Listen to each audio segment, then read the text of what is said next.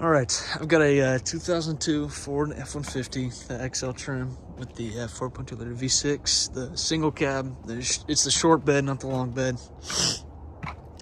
But this is how to get a fuel pump off this bad boy, or to change a fuel pump. So there's about 3 ways to go about it.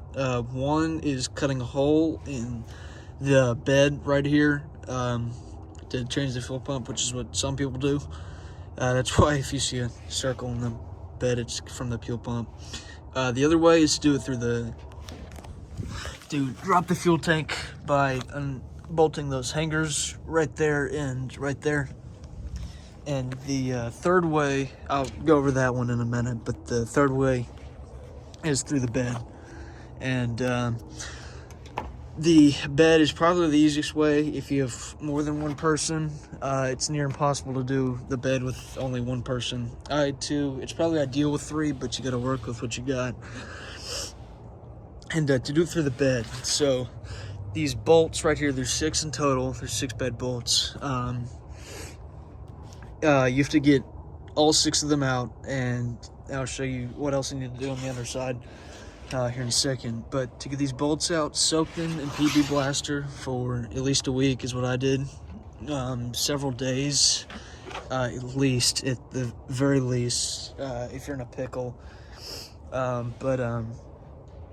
If your fuel pump's totally crapped out and you need to do it as soon as possible, at least overnight, just drown it in PB Blaster. And your odds that you'll get all 6 are very slim, slim to none. I got 5 out of 6, which is pretty good odds. But you might be fine with 4. I don't know, maybe 1 on each corner and you'll be good.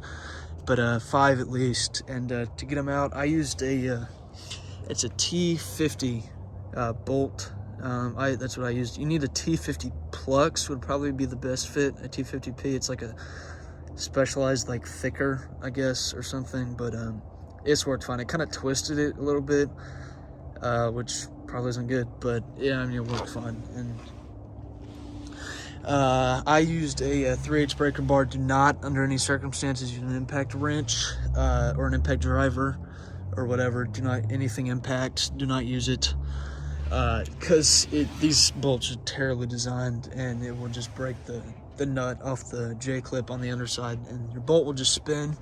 Which is what happened here. I didn't use an impact wrench, but this bolt was just so rusted that I had to, it just spun and broke the welds on the underside, and it just spun freely. So I had to just take an angle grinder and just grind this bolt head off, which is probably what you'll have to do on at least one of them.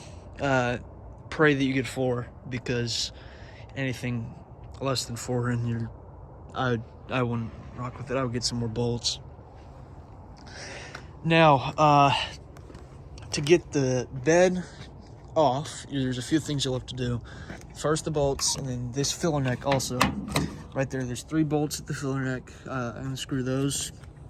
And this filler neck was kind of finicky because it's hard. It's metal.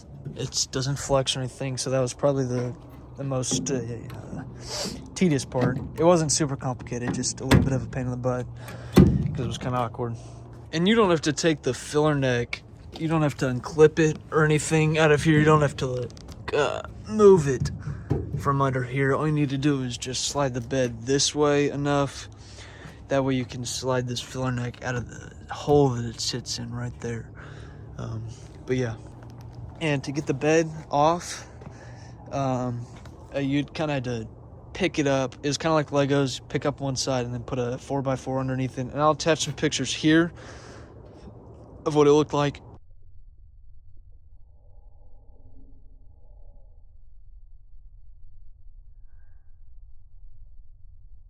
But you you lift it up and then put some 4x4s on one side, or at least one, and then do it on the other side. And you can come back and then put another one on top of the other one, and then do the same on the other side. And you need enough clearance to where the bottom of this and this kind of seam right here can get over the top of this bumper and to come about right here. You need about that much of clearance because you need to separate the bed that much in between here Probably about that much is how much you need to get the bed back in order to have room to change the fuel pump. And I think there's 7 or 8 screws on the fuel pump, but that's the easiest way. And it's so easy to get to when you get the bed slid back. And on the other side of the bed, to get it off before you do that, you've got the filler neck. Then you've also got this clip right here, and you need to unclip this, and you need to unbolt this bolt right here, this ground wire, and slide this harness back through here, through this thing, right through that opening. Slide this back, and then unclip this license plate light, and same on the other side. That license plate is light as well, and that's good. You're good to take the bed off after that. But yeah, that was probably the easiest way. The other way to do it is with dropping the fuel tank itself to get the fuel pump kind of from the underside. And there's these hangers. I showed you the hangers, and on each one of the hangers there's one bolt on the other side. Right there is the bolt for this one, and then there's a bolt right there. Come into focus right there. And this job is going to be a pain in the butt if your fuel pump is full at all, because this fuel tank alone probably weighs about 50 pounds, and with fuel in it, like a quarter tank, it's probably about 100 pounds. So you'll need an eighth or less. And I would recommend a floor jack if you're doing it, especially with one person. Floor jack right here, and again, those bolts on for the hangers right here, soak them in blaster. That's your best bet to excuse me, get them off for about a week. Just soak them in blaster several times a day, at least 3. That's about what I did, because if the bed bolts don't pin out, you're gonna have to do this. But yeah, do not have the fuel tank full, because full, it'll weigh about 250 pounds, which is a pain in the butt if you're trying to do that in between with the I don't know, like 14 inches of ground, or of space between the ground and the tank. But yeah, so that's how you do that. Now, if the fuel pump does not fix your problem and it still won't start, okay? You change the fuel pump and it still won't start. Don't panic, because you can test and see if the fuel pump works just by listening. If you turn the key on, it's off, and then you turn it on, and then you can listen close, and it's like a mechanical word that comes from the fuel pump. And that's how you know that the fuel pump is primed, and that's how you know that your fuel pump is good.